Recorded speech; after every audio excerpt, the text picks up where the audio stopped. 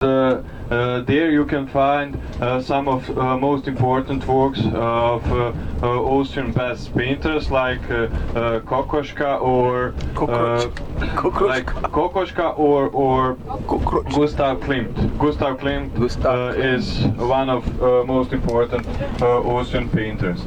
And in this upper Belvedere, in this castle at 1955 was a very important meeting for Austria. You know that after Second World War they were occupied by Allies, or US, England, French and Russians, and at 1955 they made agreement that they are going to stay neutral in the future, and that they are not going to take a part in any military pact. And today, although they are in the European Union, Austria is not part of NATO.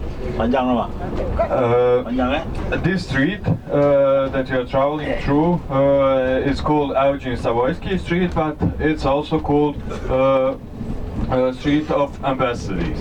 And there you can see various flags of various countries, and for example there is embassy of Turkey, and embassy of Bosnia and Herzegovina is not in this street. It's in the street behind the Schönbrunn that we are going to visit. Brazil. This building on our left is very important building in this city. It's Arbeitkammer, or building for rights for workers. Austria is one very social orientated country, and rights of workers are on a high level. And if some worker has trouble with his employer, he comes here, and there is a lawyer for free, and he fights for his rights. And if he has a right, he is going to become that. He's going to take his right. And now we are going to see some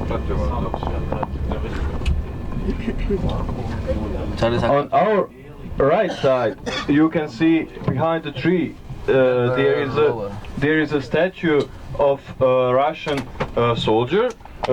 Like I said, Russian, American, English and French army marched in a city after Second World War, and Russian came first, and they took this central part of city. And you can see that on our right side with that gold medal, this statue. And this fountain is made when king brought fresh water in a city. And it's one really interesting story behind this statue. After Austrians made that agreement of neutrality, they Russian and other armies came out of city, and when they came out, Austrians took the statue and bring it down. And then Russian president called and said, if you don't put it back in 48 hours, I'm going to march with my army back in Vienna to put it back. And they put it back, and it's till today here. And they say for this, Austrians or people of Vienna say for this soldier that it's only one soldier that didn't take anything, didn't steal anything out of Vienna. and now because I want to show you some of to tell you about best traditional meals and drinks. I want to tell you a story about the melange. Melange is coffee of Vienna, and such food is some. Konja. Gdje može prva riječ? Melange, it's that cow was one big disease, and that disease took millions of lives. Ooh. And Saint Carl saved city. They believe that he saved city from this disease, and they made this church for him. And the two pillows that we saw in front of building are not characteristic of Austrian architecture. You saw that in Italy, in Rome, and there is a relief of life of Saint Carlo. And on our right side is one very, very important building. Look, with that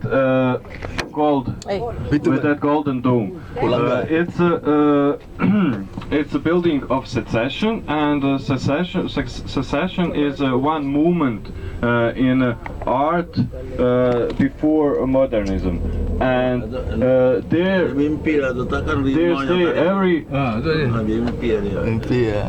stay for every art his freedom, for every every woman. That should in each time and each time should have this freedom. And you saw that building. It's a bit different that for example that building on our right. It's white with golden decoration. And architects of that period said that human shouldn't serve the building, but building should serve the human. And they put off all the decorations, and they started to make functional buildings. On our left side we can see Naschmarkt, and it's one of oldest market in a city, and there you can find various ingredients for food, and people of Vienna come at weekend here to enjoy this is a market meal with the family. Russian mark. I'm Russian mark.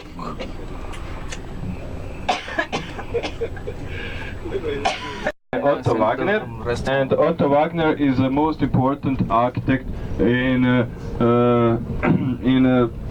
Austrian history, and he started that movement, that secession, what I told about, and he said that buildings should be more functional and it just not just beautiful, and